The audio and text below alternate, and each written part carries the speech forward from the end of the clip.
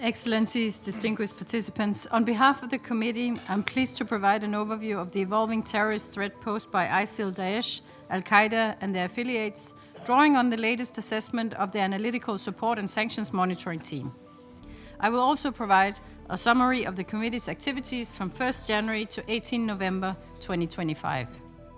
The threat posed by ISIL, Daesh, Al-Qaeda and their affiliates remains dynamic and geographically diverse, with the highest intensity observed in Africa. ISIL, Al-Qaeda and their affiliates continue to step up their propaganda, exploiting social media platforms to glorify violence, recruit youth, raise funds. Their continued use of cryptocurrencies poses a growing challenge to sanctions implementation. The identity of ISIL's leader, Abu Hafs al-Shimi al-Qurashi, has not been confirmed. Reflecting losses in the Middle East, ISIL has pivoted towards Africa, where affiliates such as the Islamic State West Africa province have expanded activities and propaganda. ISIL Khorasan is one of the most serious threats in Central and South Asia, with at least 2,000 fighters under Sanaullah Ghaffari. They continue to target Shia communities, de facto Afghan authorities and foreign nationals. The TTP, with its approximately 6,000 fighters, is another serious threat emanating from the region, receiving both logistical and substantial support from the de facto authorities. The TTP has conducted numerous high-profile attacks in Pakistan from Afghan soil, some of which incurred mass casualties. Across regions, foreign terrorist fighter movements, particularly between Syria, Africa and Central Asia, remain a persistent concern for member states. Al-Qaeda's central leadership remains weak and largely marginalized, while affiliates, including Jenim and the Sahel, have exploited local grievances to expand their reach and financing. AQAP also continues to incite attacks and raise funds.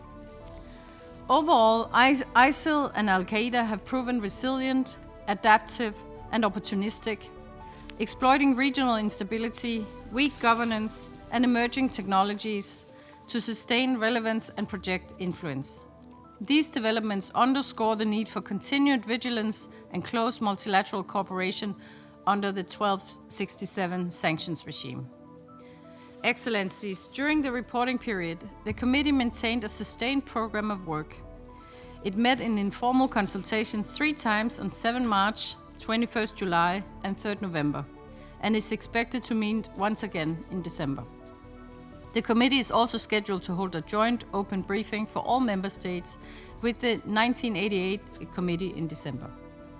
An important aspect of the committee's work is to deliberate on the monitoring team's mandated reports and formulates its position on its recommendations.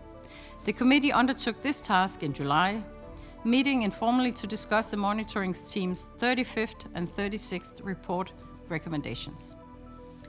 The committee continued to be supported by the monitoring team in accordance with Security Council Resolution 2734. In 2025, the team submitted its 36th report in June. Its 37th report is expected by the end of December. The monitoring team also contributed to the Secretary General's 20th report on the threat posed by ISIL Daesh.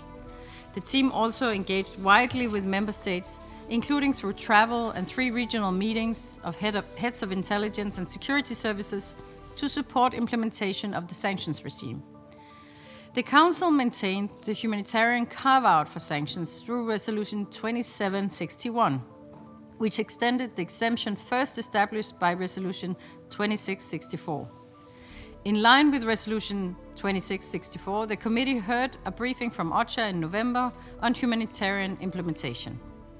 As of 10th November 2025, the committee had received 32 travel ban exemption requests from member states. 19 were approved, 1 was withdrawn, and 11 were received post-travel or only notified to the. The committee received 7 asset freeze exemptions requests, 4 for basic expenses and 3 for extraordinary expenses. None of the extraordinary asset freeze exemption requests were approved. In October, the committee also approved the appointment of a new ombudsperson. From January to November of this year, 2 individuals were delisted by the Security Council. 2 individuals were also delisted by the committee upon recommendation of the Ombudsperson. And in addition, 1 individual was listed, and the committee approved amendments to the entries and narrative summaries of 19 individuals and 1 entity. The 1267 sanction list currently contains 252 individuals and 89 entities. The committee also undertook the 2024 annual review process based on input from member states.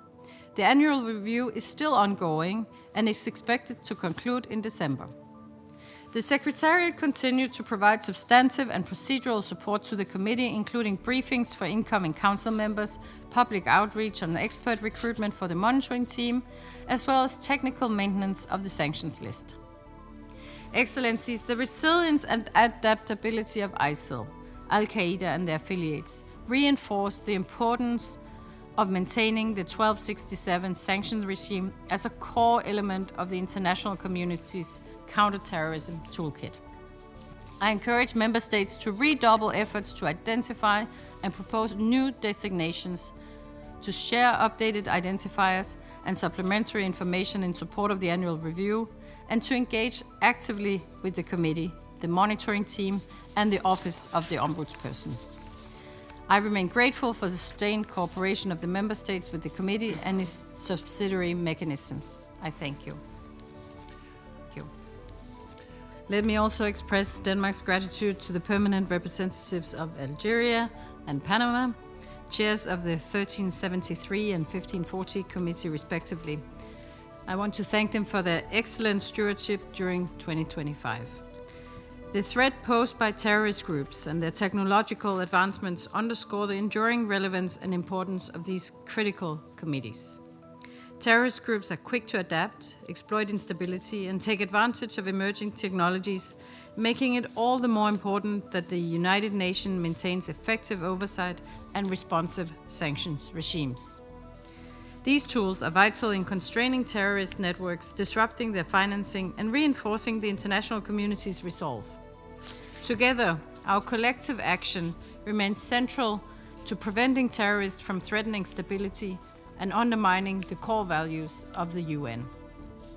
Mr. President, as chair of the 1267 Committee, Denmark has persistently worked to promote effective and principled sanctions against ISIL, Al-Qaeda, and affiliates. Last year marked a pivotal moment. With Resolution 2734, the Council recognized sexual and gender-based violence as a tactic of terrorism and grounds for listing under the 1267 sanctions regime. A milestone that Denmark both welcomes and urges to be actively applied. As Council members, it is our collective responsibility to ensure that the 1267 sanctions regime remains focused, updated, and relevant. Denmark therefore encourages more listings of relevant persons and entities, and we look forward to working with the committee to this end. These efforts, and indeed all efforts in relation to the application of sanction regimes, must always be accompanied by guarantees of human rights and the rule of law. The invaluable role played by the Office of the Ombudsperson in this regard cannot be understated. We welcome the appointment of a new Ombudsperson and hope for a swift transition. Mr. President, turning to the Counter-Terrorism Committee, the work of the CTED has particularly proven itself to be indispensable in bridging assessment findings and analysis with action and in supporting member states. Finally, Resolution 1540 remains a vital component of the non-proliferation architecture. Denmark is committed to its full and effective implementation. We encourage all states to continue submitting and updating their national reports, as these are crucial for ensuring progress. The effective work of the committee and its group of experts is also essential in this regard. Mr. President, in closing, the enduring challenges before us continue to warrant our collective action and joint response.